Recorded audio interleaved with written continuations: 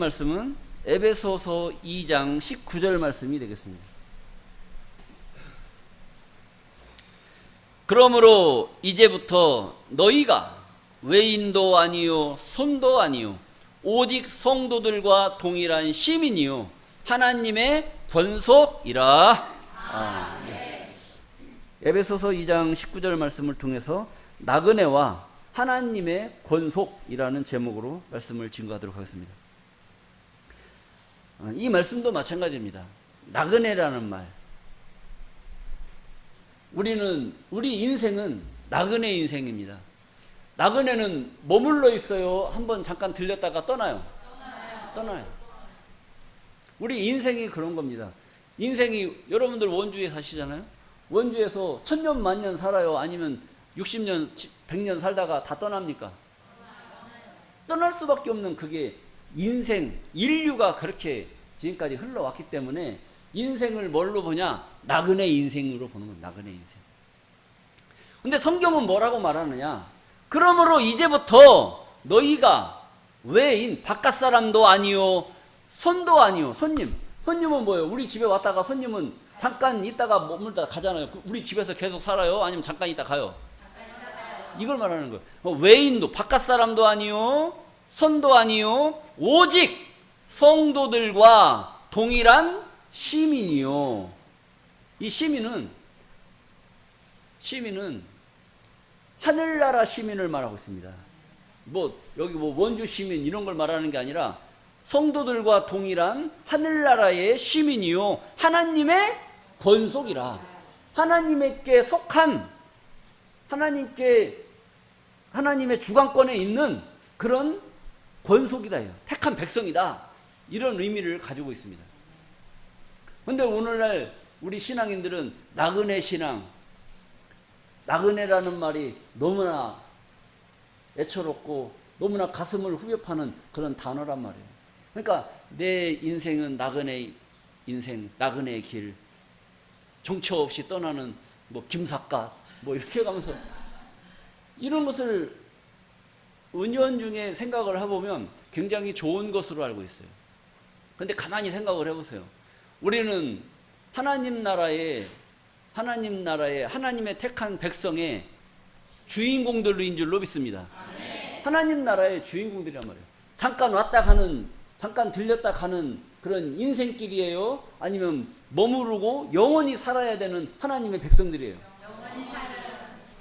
이것을 성경은 말씀하고 있는 겁니다. 그러니까 그러므로 이제부터는 너희가 외인도 아니고 바깥 사람도 아니고 손님도 아니고 오직 성도들과 동일한 하나님의 시민이요 하나님의 권속이다. 이걸 이야기하고 있는 겁니다. 그래서 나그네와 하나님의 권속, 이 두 가지를 분리해서 보는 거예요. 나그네는 어떤 자고 하나님의 권속은 어떤 자냐, 이것을 성경은 말씀하고 있는 겁니다. 우리 찬송가 534장에 보면은 세월이 흘러가는데 이 나그네 된 나는 괴로운 세월 가는 것 금할 길 아주 없네 하면서 이제 찬양을 한단 말이에요. 그러니까 이런 것을 주기적으로 불러가면서 하다 보니까 우리들의 신앙은 어떤 신앙? 나그네 신앙이 되어버린 거예요. 그런데 성경은 나그네 신앙을 원하지 않고 있어요. 나그네 신앙을 원치 않고 있어요. 왜 그러느냐? 우리 본문 말씀 보시겠습니다. 그러므로 이제부터, 그랬어요. 그러므로 이제부터. 무엇 때문에? 그 전에 어떤 일이 있었단 말이에요. 어떤 일이 있었는데, 그러므로 이제부터는 너희를 외인도 아니요 손도 아니다 라고 말씀을 하고 계시느냐 이거예요. 무슨 이유 때문에? 아니야, 내가 그 얘기 하려고 하는 게 아니라 그러므로가 중요해. 그러므로가 그 전에 무슨 말씀이 있었길래 그러므로 했겠냐 이거지. 그러므로. 그러니까 그 전에 어떤 말이 있었는지 그 이유를 알아야 오늘 본문 말씀 그러므로 이게 시작이 되는 거예요. 자, 에베소서 2장 16절 말씀을 보시겠습니다. 또 십자가로 이 둘을 한 몸으로 하나님과 화목하게 하려 하심이라. 이 십자가가 나오는 거예요. 십자가가. 십자가로 이 둘을 한 몸으로 하나님과 화목하게 하려 하십니다. 여러분 가만히 보세요. 십자가가 없었으면 하나님하고 화목할까요? 안 할까요? 안 해요.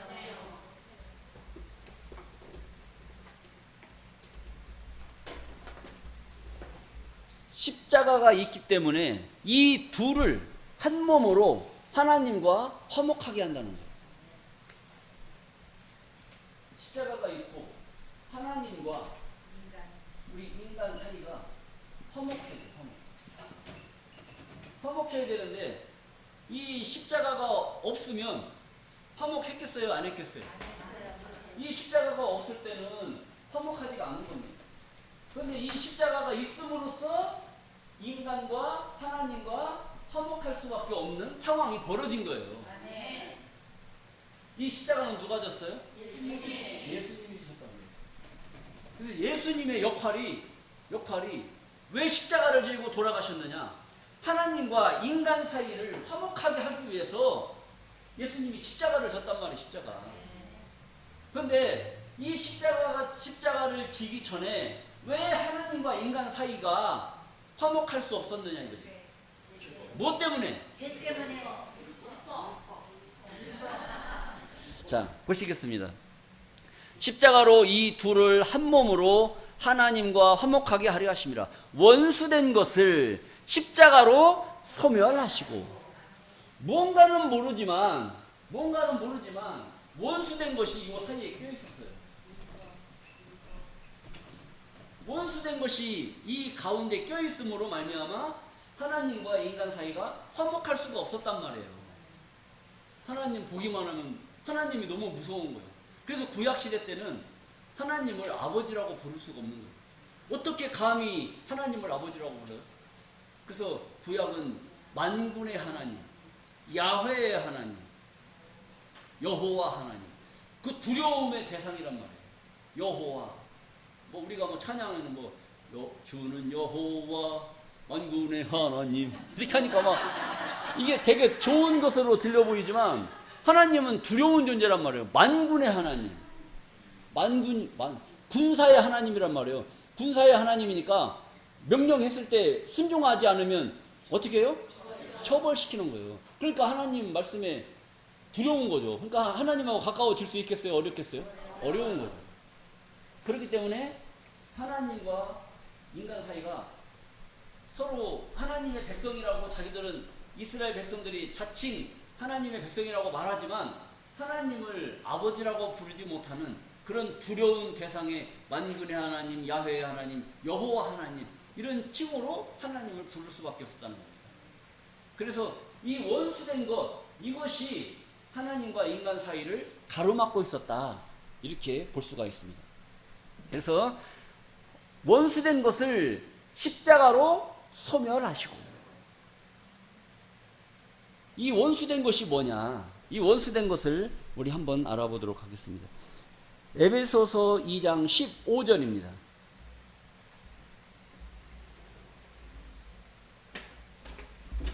에베소서 2장 15절 원수된 것, 이 원수된 것을 말하고 있는 거예요. 원수된 것, 곧 의문에 속한 계명의 율법을 자기 육체로 폐하셨으니. 그러니까 원수된 것은 뭘 말하는 거예요? 의문에 속한 계명의 율법을 말씀하고 있다는 겁니다. 그러니까 하나님과 인간 사이가 하나가 될 수 없었던 것은 무엇 때문에? 율법이 요 안에 끼어서 가로막았던 거예요. 그러니까 하나님과 인간 사이가 화목할 수 없었고 이 법을 지켜야만 하나님과 하나가 될 수 있는데 이 법을 지키면 지킬수록 어려운 것이 바로 이 법이란 말이에요. 여러분들 교회 나오는데 법 따지면서 교회 나오면 교회 나올만 하겠어요? 아니면 어떻게 했어요? 교회 나오기가 어렵죠. 이것도 따지고 저것도 따지고 옷 입는 것도 따지고 화장한 것도 따지고 발걸음도 따지고 교회 올 때 가방은 무슨 색깔을 메고 오세요? 끈은 얼마만큼 자르갖고 오세요? 오실 때 다른 사람 뭐 이웃집 여자를 보면 안 됩니다. 앞만 보고 오셔야 됩니다. 계속 이런 걸 법으로 조항을 달아서 그렇게 행하라고 하면은 어디 눈 뜨고 교회 나올 수 있겠냐 이거지. 못 한단 말이야. 그러니까 하나님과 인간 사이에 무엇이 원수된 것, 곧 이 율법이 가로막고 있었다는 겁니다. 가로막고 있었기 때문에 하나님하고 인간 사이는 화목할 수가 있었어요, 없었어요? 없었던 거예요. 그런데 이 원수된 것을 의문에 속한 계명의 율법을 자기 육체로, 예수 육체로 이것을 어떻게 했다? 율법을 없애버렸단 말입니다. 그러니까 하나님하고 인간 사이가 하나로 화목할 수 있는 그런 과정을 만들어 놓으셨다는 겁니다. 그러니까 하나님하고 인간 사이가 화목해질 수 있는 것이죠. 자, 그리고 오늘 에베소 2장 17절 말씀입니다. 또 오셔서 먼 데 있는 너희에게 평안을 전하고, 이 율법이 가로막았을 때는 하나님하고 인간이 가까이 있었어요? 멀리 있었어요? 멀리 있었단 말이에요. 멀리 있었던 오셔서 먼 데 있는 너희에게 평안을 전하고 가까운 데 있는 자들에게 평안을 전하셨으니. 그러니까 십자가로 저 율법을 없애버리니까 우리가 멀리 있다가 하나님께 가까이 오게 되고, 또 가까이 있는 자들에게 무엇을 전했어요? 평안을 전했단 말이에요. 여러분들은 하나님하고 가까이 있어요? 멀리 있어요? 가까이 있어요. 가까이 있다는 건 육신적으로 가까이 있다는 것이 아니라 마음이 가까이 있는 겁니다. 육신은 가까이 있어도 마음이 멀리 있는 거죠. 집에 부부지간에 바람핀 남자들 있잖아요. 바람난 여자. 둘이 한 집에서 살아. 근데 마음은 누구한테 가 있어요? 콩밭에 가 있어요? 미스김한테 가 있어요? 미스김한테 가 있고 미스타리한테 가 있고, 이게 지금 밥을 먹어도 맨날 밥상 앞에 미스김이 있어야 되는데 이놈은 꼴비기 싫은 마누라가 있는 거예요. 그러니까 몸만 가까이 있지 마음은 멀리 있는 겁니다. 근데 우리의 신앙은 멀리 있어도 늘 가까이 있는 겁니다. 이 마음이. 저는 여러분들이 항상 우리 교회에 있는 이런 성도님들은 늘 가까이 있어요. 그냥 밭에 가도 그분 고추 따다 줄까 뭐 할까, 뭐 오이 떨어지면 오이 따다 드릴까 어쩔까, 와서 드시라고. 내가 다 배달은 할 수 없잖아요. 교회 와서 잡수셨으면 좋겠는데 주일날 안 와. 뭐 오이 때문에 안 오는 거예요? 제가 보기 싫어서 안 오는 거예요. 자, 그런 겁니다. 그래서 또 오셔서 먼 데 있는 너희에게 평안을 전하고 가까이 데 있는 자들에게 평안을 전하셨으니. 이런 일이 벌어진 겁니다. 그리고 18절, 이는 저로 말미암아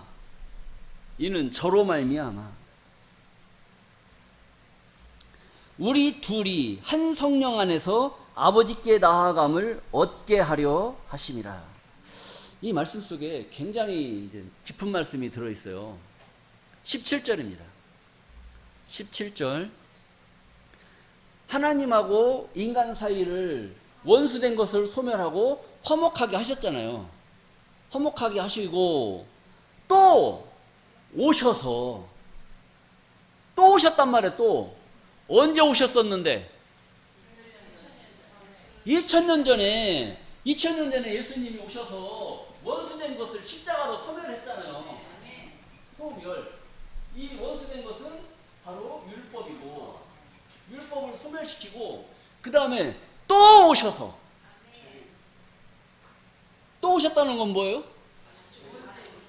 처음에 오신 것은 초림하신 거고, 다시 오시는 것은 재림인 줄로 믿습니다. 또 오셔서 먼 데 있는 너희에게. 그동안에 가까이 있었어요? 멀리 있었어요? 멀리 있었어요?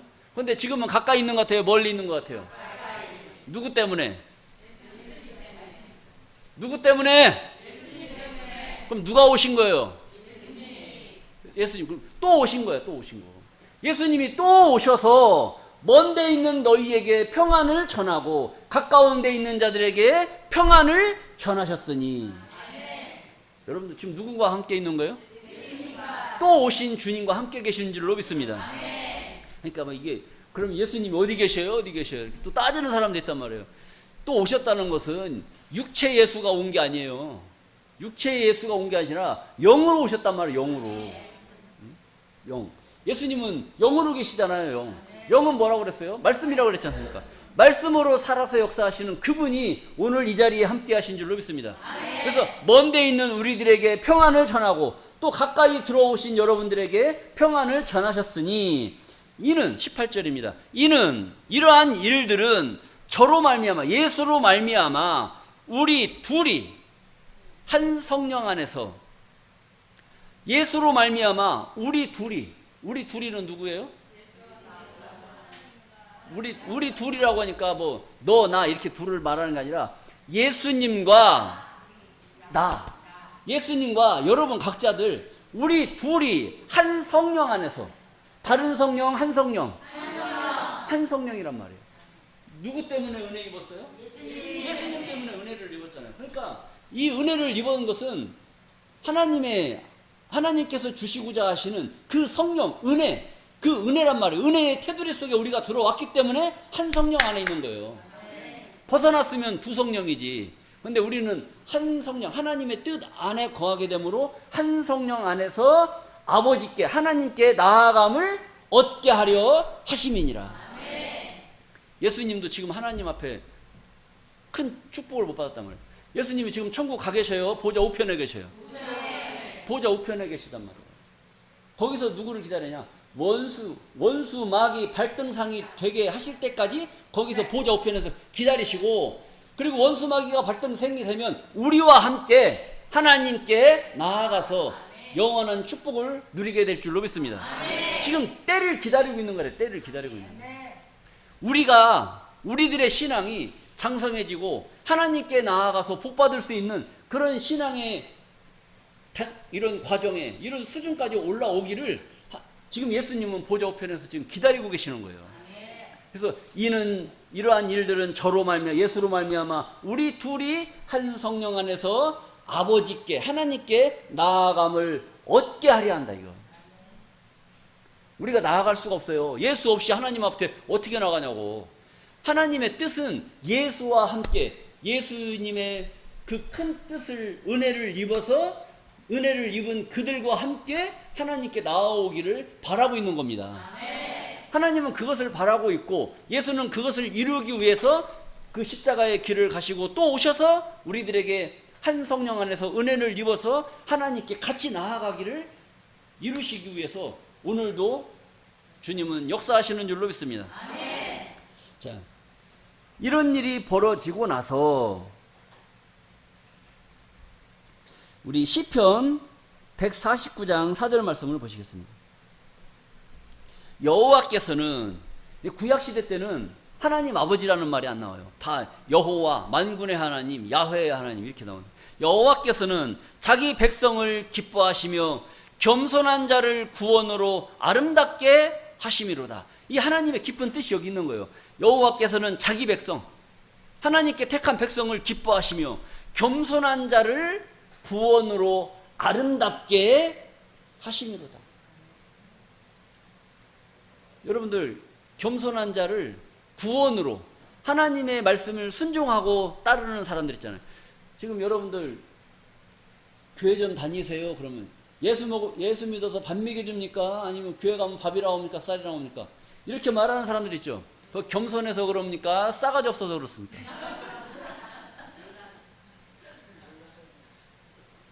정신없는 사람들이에요. 어떻게 그런 말을 해요?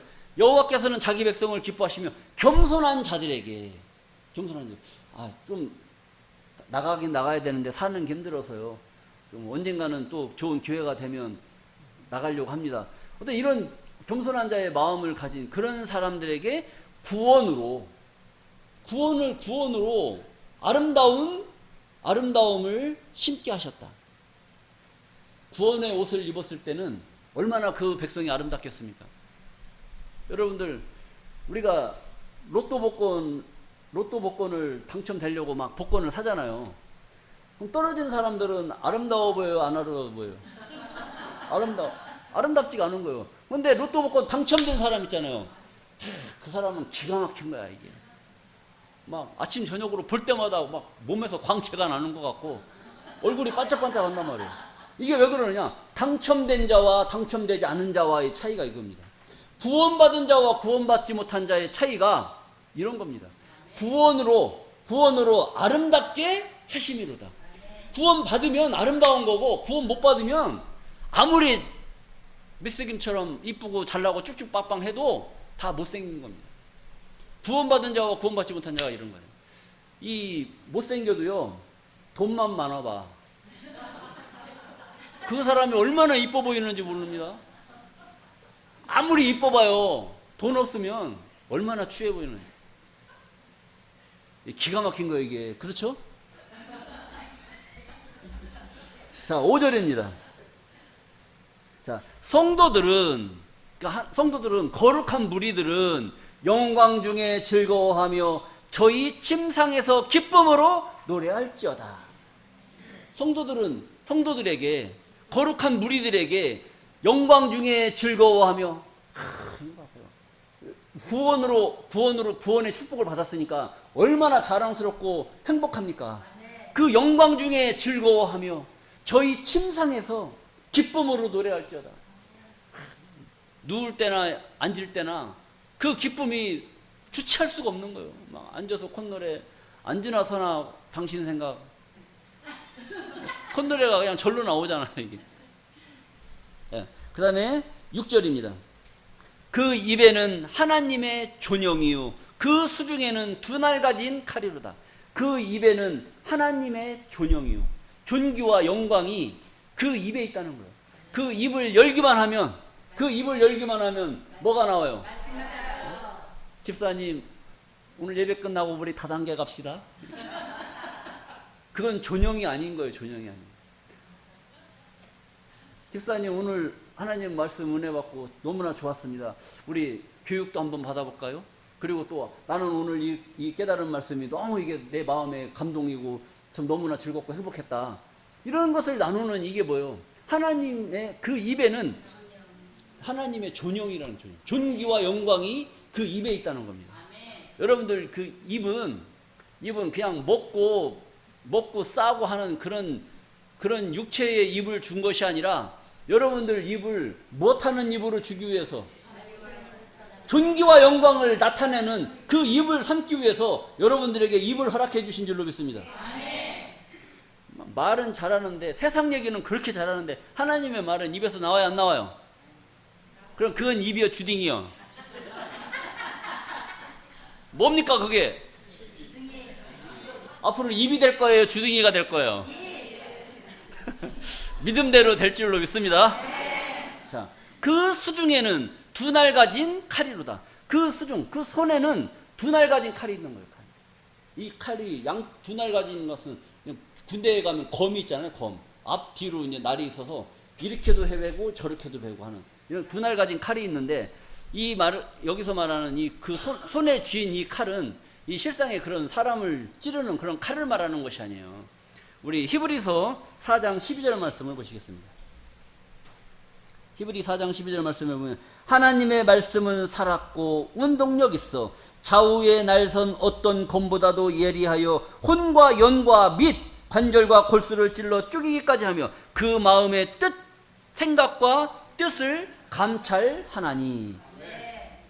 하나님의 말씀은 살았고 운동력이 있어서 좌우의 날선 어떤 검보다도 예리하다는 겁니다. 그 칼은 영과 혼과 관절과 골수를 찔러 쪼개는 그런 엄청난 칼이란 말이에요. 여러분들 두 날 가진 칼 가지고 한번 영과 혼과 관절을 골수를 찔러 한번 쪼개봐요. 이게 쪼개지나? 안 쪼개져요. 그거. 세상에 있는 칼이 아니라니까. 눈에 보이지 아니하는 칼이 우리들의 수중에 있단 말이에요. 수중에. 그 칼이 얼마나 예리하냐? 영과 혼과 관절과 골수를 찔러 쪼갤 수 있는 그런 칼을 하나님이 여러분들에게 허락해 주신 줄로 믿습니다. 그거 한번 써먹어야 돼요? 안 써먹어야 돼요? 써먹어야 되는 거예요. 녹슬기 전에 써먹어야지. 언제 써먹어요? 될 수 있으면 올해가 가기 전에. 네? 올해 가기 전에. 자, 우리 시편 149장 8절 말씀을 보시겠습니다. 7절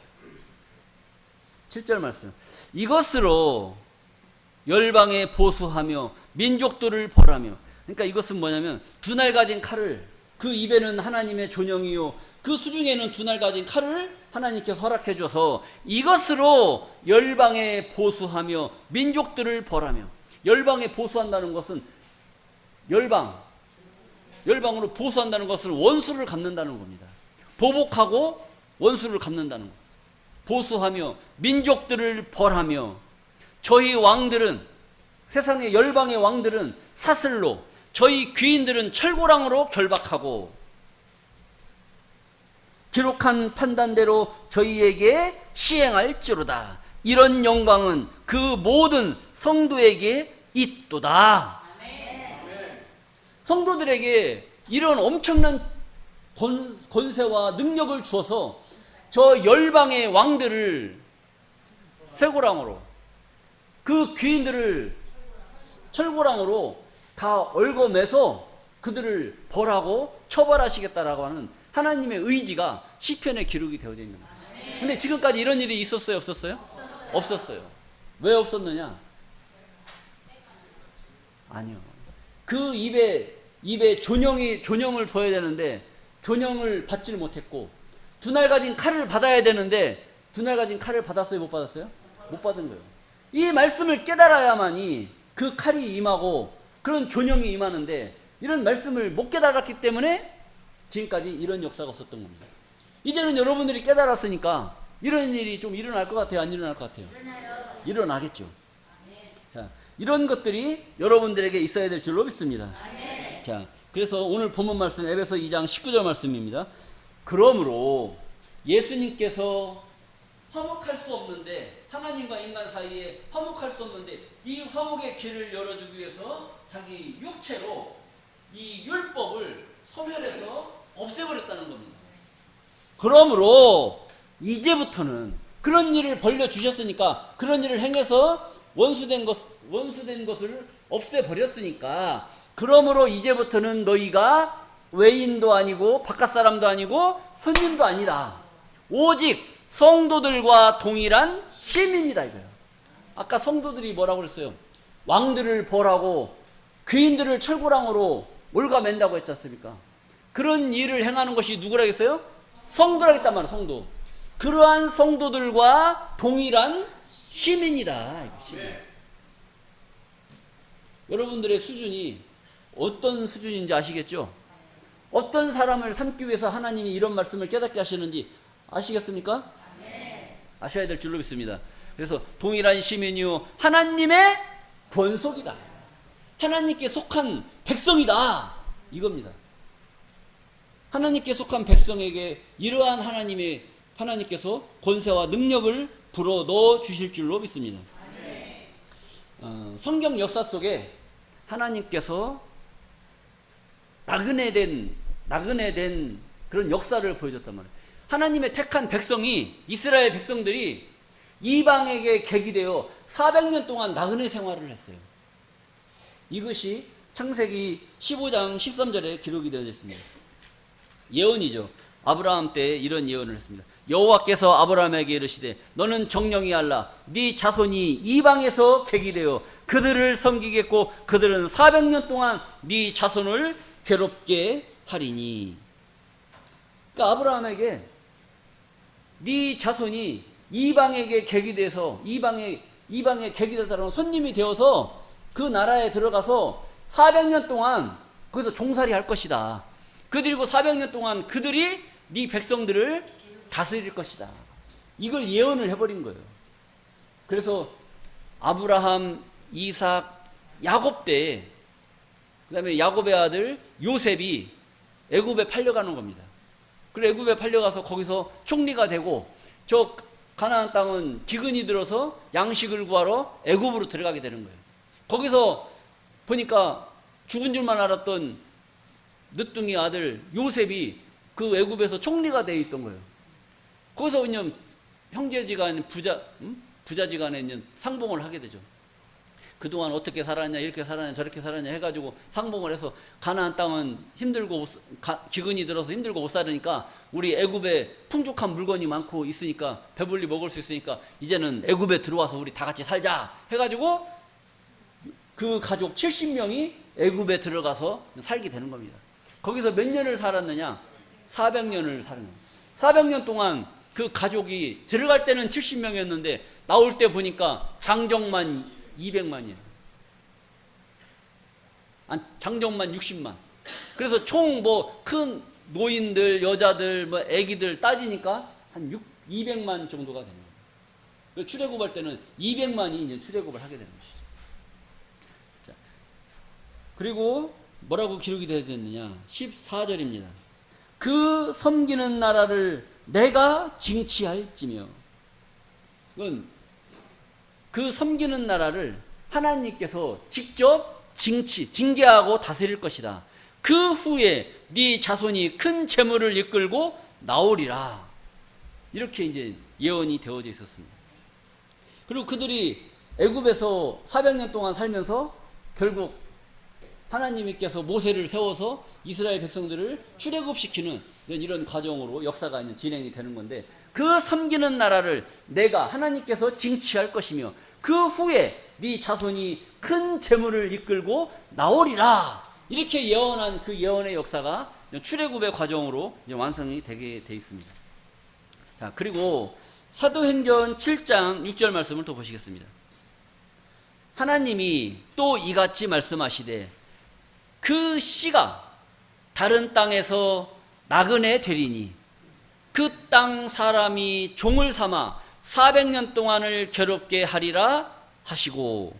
이것은 뭐냐면 구약시대 때 이런 일이 있었잖아요.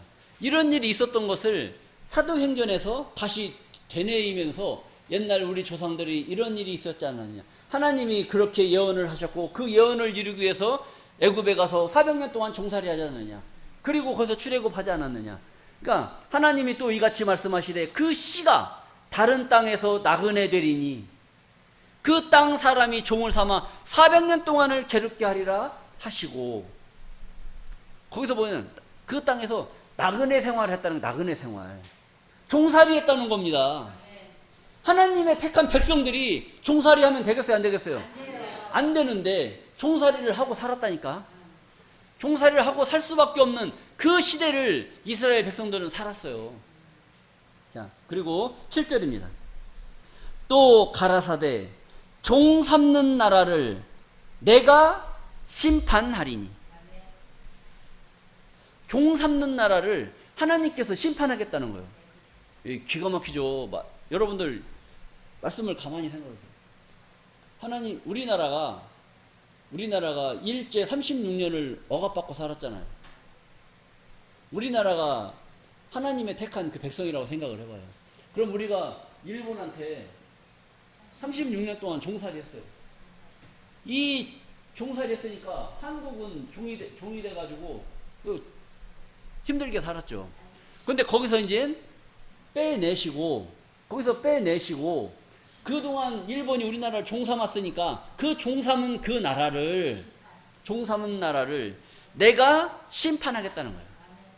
하나님 심판하겠다는 겁니다. 그 후에 저희가 나와서 이곳에서 나를 섬기리라. 그 후에 저희가 나와서 이곳에서 누구를 섬기리라? 하나님을 섬길 것이라는 거예요. 이것은 이스라엘의 역사를 그림자 삼아서 보여주는 하나님께서 우리들에게 하시는 말씀이라는 것을 생각을 하시는 거예요. 우리가 이 진리의 말씀을 깨닫기 전에는 나그네 신앙 생활을 했단 말이에요. 나그네 신앙. 나그네가 됐을 때는 어디 가서 종노릇 했어요? 애굽이 어디야? 애굽이 저 세상교회. 세상교회에 가서 종노릇하고 거기서 나그네 생활을 했지 않습니까? 거기서 여러분들은 빠져나오신 줄로 믿습니다.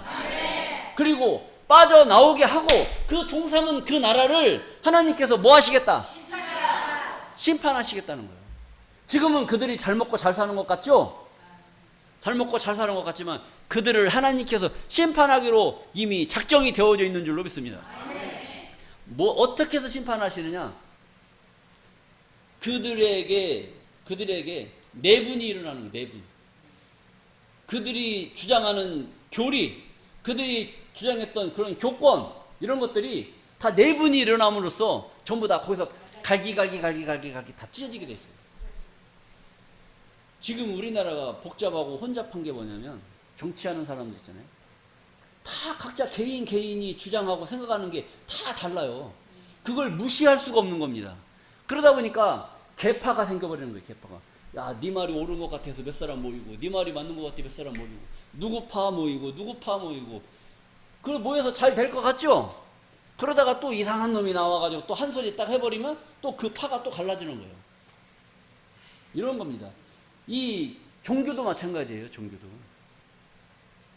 종교도 처음에는 우리나라 들어올 때 선교사들이 한 말씀을 증거하고 한 교단이 자리를 잡았지 않습니까? 그러면서 또 장로교가 이제 갈라지기 시작하는 거예요. 뭐 합동으로 갈라지고 통합으로 갈라지고 또 갈라진 그 안에서 또 무슨 뭐 개혁, 무슨 뭐 기지 뭐 이런 것들이 막 나와가지고 엄청 많이 갈라졌어요. 지금도 한국의 장로교가 240개가 갈라져 있어요. 어떤 누구 말이 옳은 거예요? 거기서 다 갈라지게끔 돼 있습니다. 갈라지고 쪼개지다 보면 덩어리가 됐을 때는 힘을 쓰지만 갈라지면 힘을 쓸 수가 없어요. 자, 이 심판한다는 거 뭐예요? 계속 갈라지고 계속 쪼개버리는 겁니다. 힘을 못 쓰게. 자, 그래서 또 가라사대 종 삼는 나라를 내가 심판하리니 그 후에 저희가 나와서 이곳에서 나를 섬기리라. 나오라고 할 때 나와야 되는데 거기서 못 나오면 같이 심판받는 거고, 나오면 이곳에서, 어디에서? 그 말씀을 깨닫게 하시는 그 이곳에서 나를, 하나님을 섬길 것이다. 우리 베드로전서 1장 17절입니다. 외모로 보시지 않고 각 사람의 행위대로 판단하시는 자를 너희가 아버지라 부른즉. 이거 엄청난 명언이에요. 이거 외모로 보시지 않고, 여러분 겉으로 보는 게 좋겠어요? 속으로 보는 게 좋겠어요? 저는 외모로 볼까요? 속으로 볼까요? 여러분 속을 깨끗이 해야 됩니다. 속을 보는 사람한테 속을 지저분하게 하면 안 되겠죠? 외모로 보시지 않고 각 사람의 행위대로 판단하시는 자를 너희가 아버지라 부른즉 너희의 나그네로 있을 때를 두려움으로 지내라. 이겁니다. 외모로 보시지 않고 각 사람의 행위대로 판단하시는 자를 너희가 아버지라 부른즉. 아버지는 누구예요? 하나님이신 줄로 믿습니다. 하나님이라고 부른즉 너희의 나그네로 있을 때를 두려움으로 지내라. 여러분들 여기 오셔서 말씀을 깨달음으로 말미암아 외모로 보시지 않고 각 사람의 행위대로 판단하시는 그 하나님을 아버지라고 부르게 된 여러분들이신 줄로 믿습니다. 그러면 우리가 두려워해야 될 것이 뭐예요?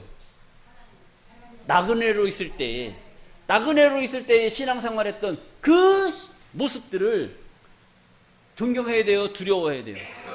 두려워해야 돼요. 하나님은 나그네 신앙을 원해요? 나그네 신앙을 원하지 않아요? 나그네 신앙을 원하지 않는 줄로 믿습니다. 우리가 주인이란 말이에요. 주인. 이제 떠돌아다니다가 하나님께서 이제 다시 본토로 여러분들을 불러주신 거예요. 거기서 이제 본토로 불러주셨으니까 내가 종살이 할 때, 내가 나그네 됐을 때 신앙생활 했던 것을 가만히 생각을 해봐요. 거기서는 맨날 울고 부르짖었잖아요. 주여 어디 계십니까? 하나님의 뜻이 어디 있습니까? 내가 이렇게 살아도 되는 겁니까? 아니면 죽어야 됩니까? 그거 궁금해가지고 하나님께 울며 부르며 매달렸던 그런 때가 있었어요? 없었어요? 있었어요. 왜 가만히 있어요? 있었어요? 없었어요? 그때가 좋아요? 지금이 좋아요? 지금이 좋지 않습니까? 그걸 두려움으로 여기고 잘 생각해 보라는 거예요. 우리 이사야서 14장 1절 말씀 보시겠습니다. 여호와께서는 야곱을 긍휼히 여기시며 이스라엘을 다시 택하여 다시 택한다는 거예요. 다시 택한다는 건 왜 다시 택합니까? 이전에 있던 이스라엘을 그냥 계속 데리고 살지 왜 다시 택하냐고. 이유가 있겠죠. 아니 집에 부인이 있잖아요. 부인이 있는데 부인을 놔두고 다른 여자를 또 택해. 왜 택해야 될까요? 이게 마음에 들어 안 들어? 마음에 안 드는 거. 마음에 안 들으니까 다시 택해야 될 거 아닙니까? 제가 이제 뭐 너무 가볍게 비유해서 그렇지만 지금 저 중동 땅에 있는 저 이스라엘을 하나님이 택한 백성이라고 생각을 한다면 착각이란 말이에요. 저 이스라엘을 하나님이 택하신 것이 아니라 저 이스라엘을 놔두고 다시 택하신단 말이에요. 다시 택하요. 왜 다시 택하느냐? 저 이스라엘은 하나님이 원치 않는 일들을, 원치 않는 그런 행동을 너무나 많이 했기 때문에 저 이스라엘을 하나님이 버리신 거예요. 그것을 버리고 다시 택한 이스라엘을 하나님은 요구하고 계시다는 거예요. 그래서 이스라엘을 다시 택하여 자기 고토가 돼요. 하나님께서 옛날에 보여주셨던 그 땅, 그게 어디예요? 에덴이란 말이에요. 에덴. 그 에덴 땅에 두시리니 나그네 된 자가 야곱 족속에게 가입되어 그들과 연합할 것이며. 자, 여러분들은 다시 택한 이스라엘로 이미 하나님께서 고토에 에덴에 두시려고 여러분들을 먼저 불러주신 줄로 믿습니다. 그리고 나그네 된 자가, 아직까지 돌아오지 않은 나그네들이 많이 있지 않습니까? 나그네 된 자가 야곱 족속에게 가입되어, 여러분들은 어디 족속? 야곱 족속이란 말이에요. 야곱 족속. 야곱 족속에게 가입되어 그들과 연합할 것이며 하나가 될 것이며. 그 2절입니다. 민족들이 그들을 데리고 그들의 본토에 돌아오리니 이스라엘 족속이 여호와의 땅에서 그들을 얻어 노비를 삼겠고 전에 자기를 사로잡던 자를 사로잡고 자기를 압제하던 자를 주관하리라. 여러분들을 가리키고 여러분들을 나그네라고 그렇게 신앙생활하라고 가리켰던 그런 자들을 나중에 다시 여러분들은 먼저 돌아왔고 나중에 그들이 또 다시 돌아오게끔 돼 있어요. 그들이 돌아올 때 여러분들은 그들을 다스려야 될 줄로 믿습니다. 왜 그러냐면 민족들이 그들을 데리고 그들의 본토에 돌아오리니 이스라엘 족속이 여호와의 땅에서 그들을 얻어 노비를 삼겠고, 다시 돌아오는 그들을 다 노비 삼을 거예요. 노비 삼는다는 건 종을 삼는다는 겁니다. 종을 삼겠고 전에 자기를 사로잡던 자를 사로잡고. 여러분들을 사로잡았던 자들이 누구예요? 여러분들을 사로잡았던 자들. 나 진리 찾아 간다니까 아유 거기 가시면 안 됩니다. 여기 교회에서 여기서 충성 봉사하셔야죠. 막 못 가게 막았던 그런 사람들 있었어요, 없었어요? 있잖아요. 그러니까 전에 자기를 사로잡던 자를 사로잡고 자기를 압제하던 자를 주관할 것이다. 다스리고 관리할 것이다 이거죠. 이런 일이 이사야 때에 이런 것을 예언해 놨단 말이죠. 이 예언의 역사가 예언으로 끝나야 되겠어요? 이루어져야 되겠어요? 이루어져야 돼요. 그 이루어지는 그 역사가 바로 오늘날 이 시대, 우리가 살고 있는 이 시대에 우리에게 임하게 될 줄로 믿습니다. 자, 그래서 오늘 본문 말씀입니다. 에베소 2장 19절 말씀에 그러므로 이제부터는 너희가 외인도 아니요 손도 아니요 오직 성도들과 동일한 시민이요 하나님의 권속이라, 이렇게 말씀하고 계시는 거예요. 이제부터. 어제도 아니야. 어제도 아니고 이제부터, 지금 이 순간부터는 여러분들 외인, 바깥사람, 안사람, 손님, 주인. 하나님의 권속인 줄로 믿습니다. 자, 그리고 20절입니다. 너희는 사도들과 선지자들의 터 위에 세우심을 입은 자라. 너희는 사도들과 선지자들이 세운 그 터 위에 세우임을 받은 자라. 이 사도들은 예수를 따라다녔던 제자들입니다. 예수님 당시에는 이들이 예수님을 외면했지만 예수님이 십자가 지시고 돌아가시고 부활하시고 오순절 성령이 임함으로 말미암아 예수를 위해서 목숨을 바치면서 복음 전파를 했던 그 사도들, 그리고 선지자들, 그 선지자들이 있기 때문에 그들이 피 흘려고 그들이 읽어놓은 그 터 위에 누가 세우심을 받았습니까? 바로 여러분들이 세우심을 입은 줄로 믿습니다. 그분들이 공이 없으면 우리는 없는 거예요. 우리가 지금 이렇게 잘 먹고 잘 살게 된 것은 일제 36년 이 억압받던 이 시대에 독립운동, 저 만주벌판에 가서 우리나라를 찾겠다고 독립운동을 했던 그 애국지사들이 있었기 때문에 오늘 우리가 있는 것이지, 그분들이 없는 대한민국이 있어요, 없어요? 없는 줄로 믿습니다. 우리 신앙도 마찬가지예요. 그 선지자들, 사도들이 있었기 때문에 오늘날 우리가 아름다운 신앙생활을 할 수 있는 그 터를 마련해 주신 줄로 믿습니다. 그 위에 누구를 세우셨느냐? 바로 여러분들을 세우셨다는 거예요. 여러분들 때문에 누가 죽었어요? 사도들, 선지자들이 그 피 흘리는 역사에 피를 흘리신 거라.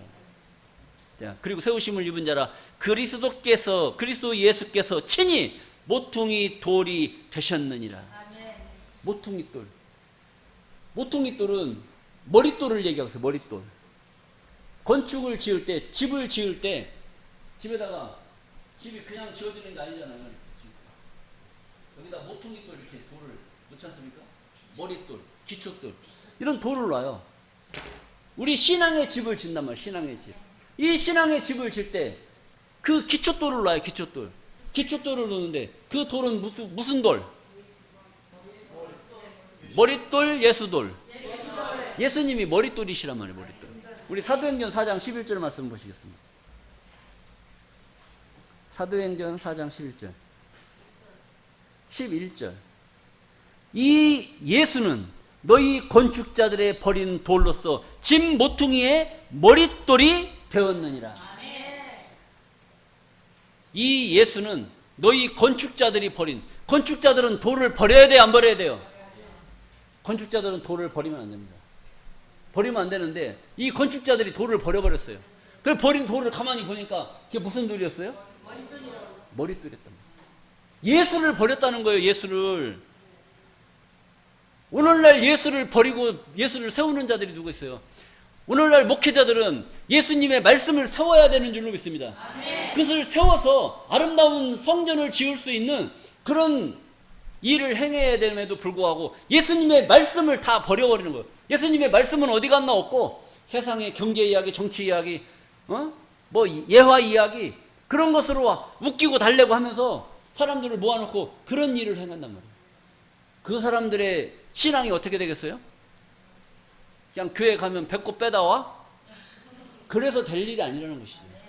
우리의 구원과 연관이 있는 겁니다. 내가 사느냐 죽느냐, 이것이 결정되는 그런 긴박한 상황 속에서 그냥 웃다 오는 거, 웃다 오는 거. 많은 것을 생각을 해봐야죠. 이 건축자들은 바로 오늘날 종교 지도자들을 말씀하고 있는 줄로 믿습니다. 건축자들이 성전을 지을 때 머릿돌 예수님의 말씀으로 성전을 지어야 되는데 이 머릿돌을 전부 버려버리고 자기들의 세상 지식, 철학, 이것으로 성전을 지어놓으니 다 무너지게끔 되어 있는 것이죠. 우리 21절입니다. 에베소 2장 21절. 그 안에서 지어놓은 그 건물 안에서 건물마다 서로 연결하여 주 안에서 성전이 되어 가고. 여러분 각자 마음에 지은 성전들 있잖아요. 마음에 지어놓은 예수님의 말씀으로 지어놓은 성전, 그것이 바로 건물이란 말이에요. 건물. 눈에 보이는 건물, 안 보이는 건물. 안 보여요. 그런데 말하다 보면 건물이 보여요, 안 보여요? 보인단 말이에요. 이것이 영의 건물이라면 영의 건물. 만약에 눈으로 보이는 건물이면 전쟁이 일어나면 그 육의 건물을 때려 부수면 그만이에요. 근데 이 영적인 건물은 부실 수도 없어요. 이것이 중요한 겁니다. 그의 안에서, 예수 안에서 건물마다 서로 연결하여.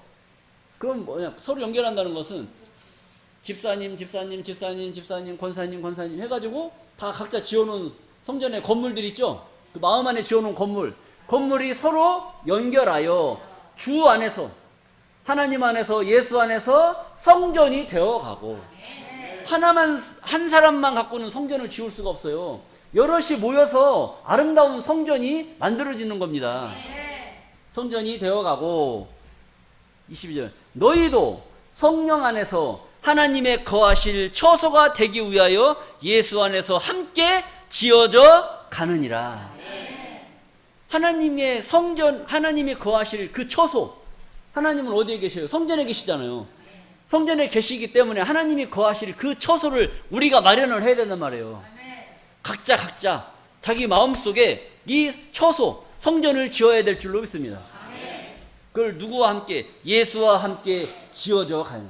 예수 없는 건물은 있을 수 없는 거예요. 그래서 여러분들이 입만 열면 말씀이 나올 수밖에 없는 것이에요. 야, 이것을 고린도전서 3장 16절 말씀입니다. 너희가 하나님의 성전인 것과 여러분들을 뭐라고 말하는 거예요? 하나님의 성전인 것과 하나님의 성령이 너희 안에 거하시는 것을 알지 못하느뇨. 거한다는 거예요. 거한다는 안 거한다는 거예요. 거하는데 자기는 그걸 알아요, 몰라요? 왜 몰라요? 지금 자기가 사는 거야, 누가 사는 거야? 내 안에 뭐 있는지 몰라? 알아요, 몰라요? 알게 될 줄로 믿습니다.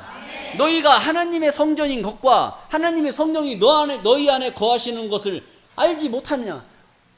알아야 되는데 왜 알지 못하고 있느냐 이거지. 이제는 깨달으셔야 될 줄로 믿습니다. 17절입니다. 누구든지 하나님의 성전을 더럽히면 하나님이 그 사람을 멸하시리라. 하나님의 성전은 거룩하니 너희도 그러하니라. 그러니까 하나님의 성전을 더럽히면 하나님이 그 사람을 멸하신다는 거예요. 그러면 하나님의 성전은 어디 있어요? 내 안에. 내 안에 뭐 있다? 하나님의 성전이 있다는 거예요. 하나님의 성전 더럽힐 거예요? 아니면 청소 깨끗이 할 거예요? 그걸 성전을 더럽히면 하나님이 그 사람을 멸하신다는 겁니다. 여러분들에게 허락하시는 이 귀한 생명의 말씀이 나를 지금 어떻게 하시려고 이렇게 하나님이 나한테 성령을 불어 넣어 주시는지 그 이유를 우리가 깨달아야 되겠죠. 자, 그래서 하나님의 성전은 거룩하니. 여러분들 누가 거룩하다는 거예요? 하나님의 성전은 거룩하니 너희도 그러하도다. 여러분들 밖에 나가서 여러분들 거룩하다고 해봐요.